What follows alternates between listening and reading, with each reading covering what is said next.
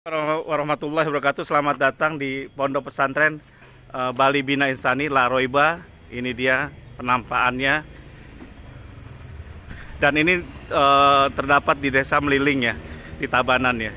Ini La Roiba Bali Bina Insani Tolerance Boarding School Tabanan Bali Indonesia. Ini.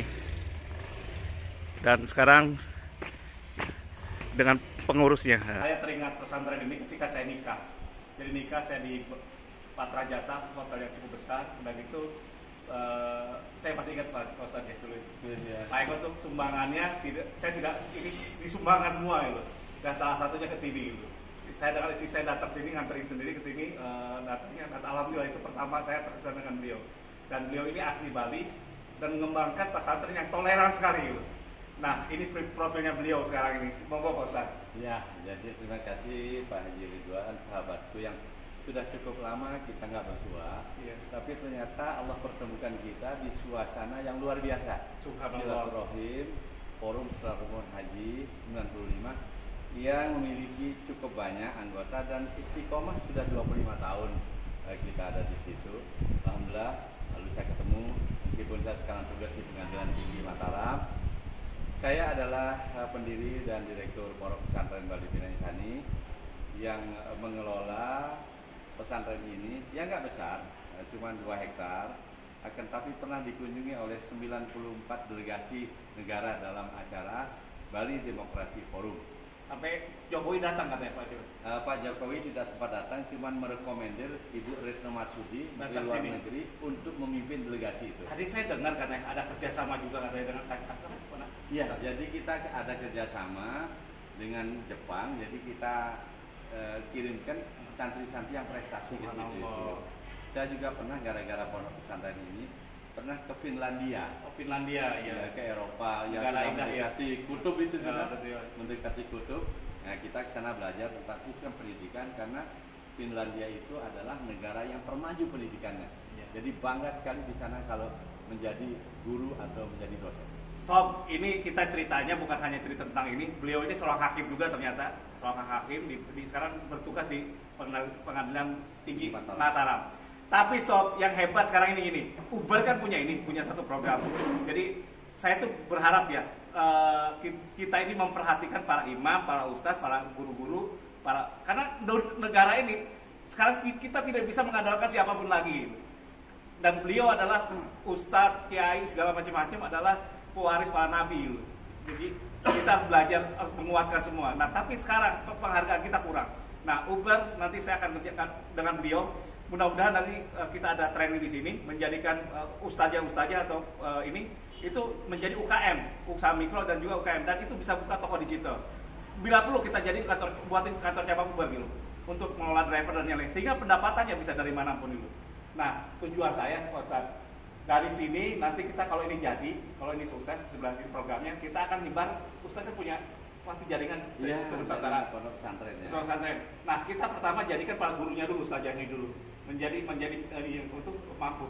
Dan kita nih Uber ini 2/3 saya udah buat wasiat dengan istri saya, tidak dijual 1% pun ke asing dan asing, tidak dijual di bursa saham. Dan kita anggotanya sekarang ini drivernya tuh udah hampir mendekati 5.000. Tahun ini saya target saya 100.000 drivernya. Nah, beliau kaget, ketemu, wah gitu, kalau saya kesempatan ini, Allah tidak luar biasa. Dan ini nanti saya jadikan ya, mudah-mudahan jadi nomor 3 setelah Gojek dan Grab, Uber nomor 3-nya. Dan tahun berikutnya, saya berharap, tadi saya minta doa, Ustaz, doakan saya gitu. Saya ingin dari bank, bisanya selevel apa? Selevel bank muamalat gitu. Tapi sistemnya bukan perbankan, wakaf. Dan intinya apa? Tadi saya bilang 2/3-nya untuk wakaf ya. Dan itu untuk mensejahterakan semuanya, termasuk membantu para guru, para ustadz, para imam masjid dan guru-guru kita gitu, sehingga di daerah-daerah sehingga banyak pengajian dan kita bisa biayai dengan itu dengan usaha tadi. Jadi kalau pemerintah nggak bisa, ini kan kita bantu pemerintah dengan program kita gitu. Dan mudah-mudahan mungkin kuasa ngerti ya. Jadi saya siap didatangkan ke sini, saya bisa ngajar orang-orangnya yang ininya.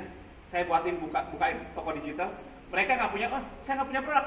Saya datangkan produknya langsung. Jadi bisa jual di mana-mana. Terus ibu-ibunya, istrinya bisa jualan pulsa, token listrik dan lain-lain. Iya, dia dari handphone bisa token listrik segala macam, nggak usah keluar gitu. Jadi token listrik, dan itu saya akan saya ada nih bagi hasil sepertiga buat agen premiumnya, 2/3 baru buat Ubernya. Itu seperti itu. Jadi ini saya justru merasa sangat tersentuh sama perorangannya Mas Ridwan. Sebab ori banget ya, saya belum pernah mendengar yang semacam ini gitu. Jadi nyaris terlupakanlah yang namanya ustadz, yang namanya imam, yang namanya marbot dan lain sebagainya. Tidak pernah terpikirkan dari mana. Kayak di sini memang gaji kecil, tapi lumayan lah kalau dibandingin sama yang lain. Jadi ustadz 2 juta terimalah rasanya satu. Tapi Pak Ustadz, kalau di situasi apa artinya situasi sulit kayak gini terus tambah lama, ini 2 juta sekarang. Tapi kalau memburuk gimana Pak? Ya itu dia. Sehingga Pak Haji itu punya perorangan semacam ini, lalu menjadi saya sangat tertarik. Dan Ustadz, gini ya, bukan hanya ojolnya kita, drivernya kita jadi UKM.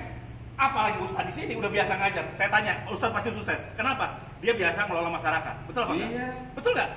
Misalkan ya.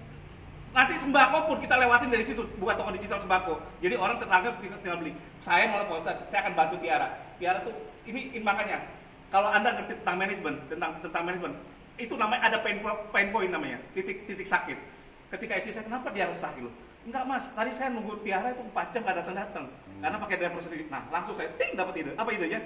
Uber, saya jadikan karyawan Tiara daripada dia mencatin karyawannya segala macam-macam. Jadi Tiara jadi driver sekalian, betul apa enggak? Dan dia nanti Tiara tidak perlu ini, supermarket itu tidak perlu gaji, tidak perlu. Dari dapat pendapatan dari driver itu udah lumayan.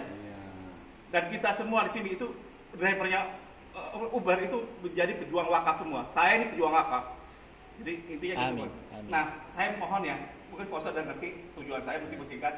Saya harapkan ini mudah-mudahan jadi pilot project di sini.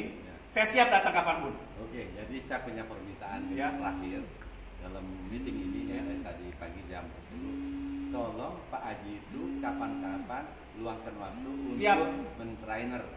Besok siap, kapan siap tinggal telepon saya. Ya, nanti saya training, ada handphone, saya ajarin gimana cara posting produk segala macam-macam. Nah nanti kita locally Pak, hebatnya Uber satu lagi. Kita bukan e-commerce, bukan besar Pak. Kalau e-commerce tuh gini, ikan kecil, ikan gede, gajah itu masuk situ semua. Kita nggak lokal semua. Kalau Tabanan, kita beli ke tetangga jadinya programnya. Itu yang hebatnya. Amin. Tolong itu yang pertama kenalkan dulu produk itu di sini. Siap. Sebab tentunya lah mereka belum mengerti ketika belum diberikan edukasi. Pak Ustadz, salah satu contoh ya, Pesma, Pesel itu berapa harganya sih? 35.000 kan? 12 kalau yang di Pesel tuh? yang di sebelah 18 ya? Yeah. Kita kasih ke ini jualan sebagai reseller itu paling 12.000 10.000 gitu. Subhanallah. Malah kalau pre-order itu 9.500. Saya langsung datangkan langsung dari pabriknya 9.000, Uber hanya Rp500 dan ini tuh pun untuk wakaf. Tapi kali sekian kan. Tapi intinya apa? Kita ini pejuang wakaf. Ya, nah itu. Bukan kali sekian. Ya, saya ingin membantu orang. Jadi kalau orang berkah, saya tanya, luar biasa. Nanti datang facialnya di sini bisa order. Pak, saya modalin dulu. Ini loh modal. Nah. Terus termasuk pulsa driver, tak modalin dulu. Jadi bayangkan ya, kalau jadi ini nanti sosat jalan, ini kita memodali orang dulu gitu. Amin. Jadi kepala cabang. Tidak perlu keluar modal. Amin. Modal cuma doa sama Allah aja udah selesai. Amin. Ada keinginan usaha. Saya yakin ini program ini Pak Ustadz kalau dijalankan itu akan membantu banyak pesantren. Amin. Karena mereka kita jadikan mereka tadinya dapat gaji menjadi pengusaha semua. Karena background saya pengusaha Pak. Gitu aja, saya mohon doanya. Ada lagi harapannya? Iya. Jadi itu sebab selama ini belum pernah rasanya ada presentasi apalagi tawaran semacam ini. Tolong dalam waktu dekat ini bisa Pak Haji Ridwan ke sini. Siap. Untuk bisa men-training mereka. Saya siap kapanpun Pak Ustadz. Terus yang kedua, saya juga minta ke Pak Ustadz ya. Kalau ini program jalan, saya minta ini jadi contoh bagi yang lain. Karena saya tidak ingin jadi kebaikan hanya di sini, tapi kebaikan bagi seluruh Indonesia. Amin. Dan mohon Pak Ustadz yang sebagai pilot projectnya. Ya, oke, insya Allah. Ya. Meskipun di Mataram kan kita bisa pakai bisa video sekarang itu. Tinggal saya sekarang ngikutin dari Mataram aja perkembangannya. Bisa, alhamdulillah. Oke. Enggak ada masalah. Terima kasih Pak Ustadz ya. Terima kasih. Subhanallah. Mohon doa sob yang mudah-mudahan kerjasama ini dari Allah Subhanahu wa taala dan kita doakan. Amin. Wassalamualaikum warahmatullahi wabarakatuh. Waalaikumsalam.